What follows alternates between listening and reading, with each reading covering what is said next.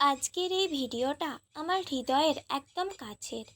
রথযাত্রা উপলক্ষে জগন্নাথ, বলরাম, সুভদ্রার ছোট মূর্তি ও রথ বানিয়েছি।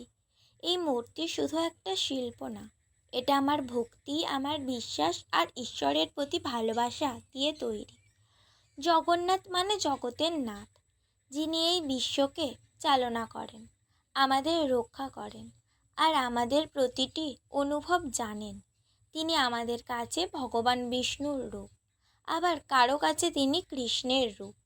পুরীর জগন্নাথ মন্দিরের কথা বললেই আমার মনটা অন্যরকম হয়ে যায়। এই মন্দির শুধু স্থাপত্য না, এটা একটা জীবন্ত ইতিহাস।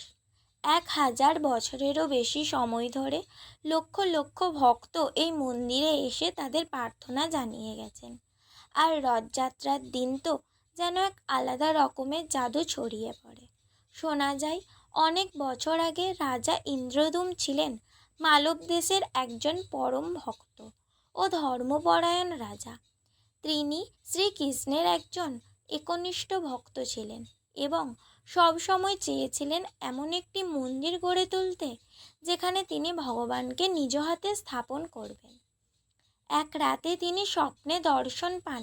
ভগবান তাকে বলেন সমুদ্র তীরে একটি দারু অর্থাৎ পবিত্র কাঠ ভেসে আসবে, যেটি দিয়ে তার মূর্তি তৈরি করতে হবে। সেই কাঠে থাকবে চিহ্ন, শঙ্খ, চক্র, গদা ও পদ্ম।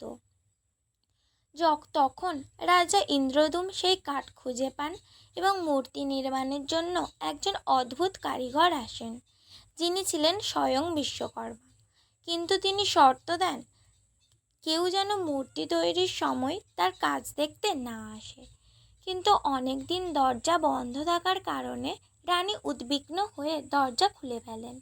তখন মূর্তি অসম্পূর্ণ অবস্থায় থেকে যায়, যার ফলেই আজকে জগন্নাথ, বলরাম ও সুভদ্রার মূর্তিগুলির হাত নেই, চোখ বড় এবং আকৃতি অন্যরকম, কিন্তু তাতেই যেন ঈশ্বরের অনন্ত রূপ ধরা পড়ে। তাদের হাতে নেই অস্ত্র, নেই কোনো ভঙ্গিমা, কারণ ঈশ্বর শুধু দেখেন না, অনুভব করেন। তিনি আমাদের অনুভূতি বোঝেন, আমাদের মনের ভাষা বোঝেন।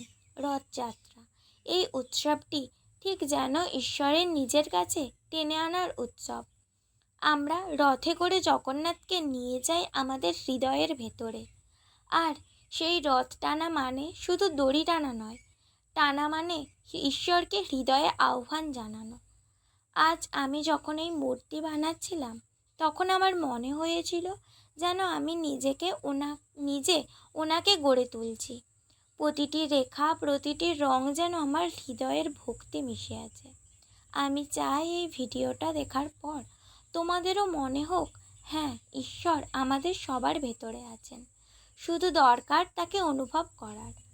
আমরা অনেকেই ভাবি ঈশ্বর অনেক দূরে আছেন, মন্দিরে, আকাশে, কোনো তীর্থস্থানে, কিন্তু না, তিনি আছেন এই ছোট্ট মূর্তিরও ভেতরে। যখন বিশ্বাস নিয়ে বানানো হয়, তখন সেটা শুধু একটা শিল্প না, সেটা হয়ে ওঠে ঈশ্বর। এই রথযাত্রার দিনে চলো আমরা সবাই ঈশ্বরকে ডাক দিই আমাদের জীবনে। তার আলোয় আমাদের পথ হোক আলোকিত, আমাদের মন হোক শান্তিতে ভরা। এই ছোট্ট মূর্তির মধ্যে দিয়ে আমি শুধু আমার শিল্প দেখাইনি, আমি আমার ভালোবাসা, আমার বিশ্বাস আর আমার আশা তোমাদের সঙ্গে ভাগ করে নিয়েছি। ভগবান জগন্নাথ তোমাদের সবার জীবনকে ভরে তুলুক আনন্দ, শান্তি আর ভালোবাসায়। জয় জগন্নাথ।